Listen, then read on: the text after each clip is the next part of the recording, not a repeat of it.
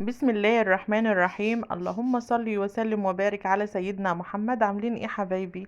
يلا كده نسمي الله ونصلي على الرسول ونبدأ الفيديو العسل ده مع بعض النهاردة. هو ان احنا النهاردة بقى كنا مسافرين في بلدنا الجميلة اللي هي محافظة كفر الشيخ. فدخلت بقى ايه مكان كل حاجة فيه ب10 جنيه. بصراحة أنا انبهرت من الأسعار، هي حاجات فيها حاجات كويسة جدا. يعني ده ملح الباديكير والمانيكير بتاع الرجلين أنا شفته هناك بصراحة ب10 جنيه. طبعا مش غالي، هو اكيد حاجات مش زي الغالية، بس ايه كويسة ماشي حالها.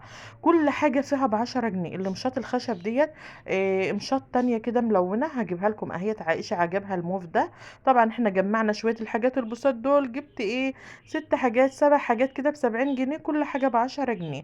وقلت لها اما انزل تاني، لان انا ما كنتش عاملة حسابي هجيب لك ايه يا شوشو اللي انت عايزاه. عائشة اختارت المراية الجميلة ديت واختارت المشط ده وايه، وجيت افتحها. طبعا انا مش عارفه افتحها بصراحه، كمان انا بصور بايد واحده مش عارفه افتحها. فتحتها بعد كده لان ايه انا كنت شايله التليفون.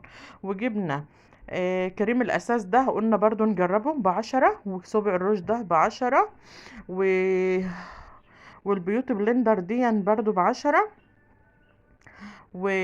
وايه تاني، والملح الباديكير والمانيكير ده. وطبعا في حاجات كتير، خليكم معايا لاخر الفيديو هتشوفي فيه كل اللي انت عايزاه، في كل حاجه، في حاجات كتير قوي.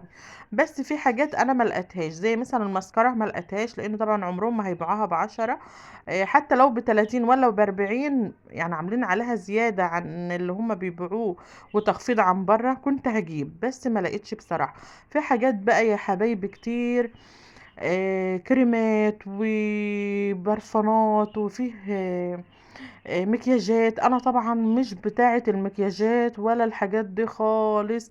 انا ما عنديش، هقول لكم ده اول حاجه تكون عندي موجوده في شقتي، بالله ما عندي اي حاجه من دي ولا اي حاجه من دي من المكياجات خالص. حتى صبع الروج ما بحطش اي حاجه.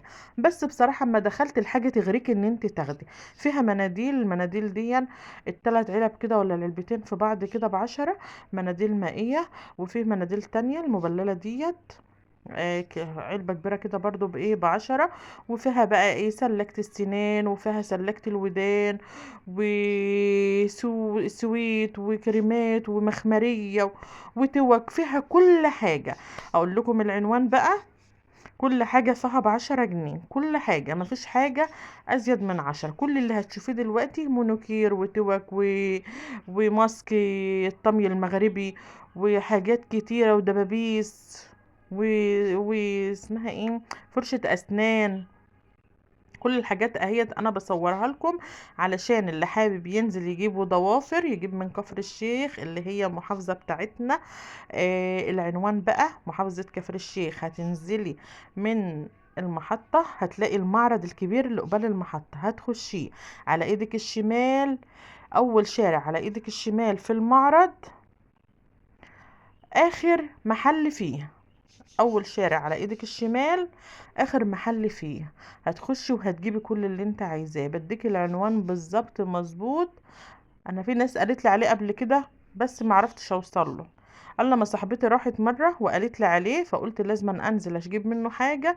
لما انزل كفر الشيخ اجيب حاجه وايه واصور لكم. بس بصراحه انا ما كنتش يعني ما كنتش لقيته، فانا ما كنتش عامله حسابي ان انا ايه اشتري منه حاجه. بجبت اللي انا ايه قدرت عليه، وبعد كده بقى ايه هجمع باذن الله. اتفرجوا واللي يعجبه حاجه وحابب ان هو يروح ويجيبها وقريب من المكان يروح ويجيبها، لان في حاجات جميلة جدا ممكن انا ما كنتش شايفاها وانت تكوني شايفاها ومحتاجاها، هتكوني رايحة عليها وهتجيبيها. انا ما كنتش رايحة انا في دماغي اي حاجة، ما كانش في راسي اي حاجة ولا في دماغي اي حاجة ان انا اجيبها. قلت هتفرج واللي هلاقيه محتاجاه هجيبه. فجبت شوية الحاجات البساط دول، وبإذن الله بقى كل منزل بنزل كل اسبوع، كل منزل هجيب اللي انا عايزاه منه. في حاجات كويسة جدا وجميلة جدا، مش شرط حاجات المكياجات لو هتخافي منها تضر بشرتك. في حاجات زي الفرش، زي الدبابيس، زي التوك لأطفالك، زي المشاط تشكيلة جميلة من التوك، زي ايه تاني، حاجات كتير حاجات كتير. انا صورت حاجات كتير وموجود حاجات كتير جدا.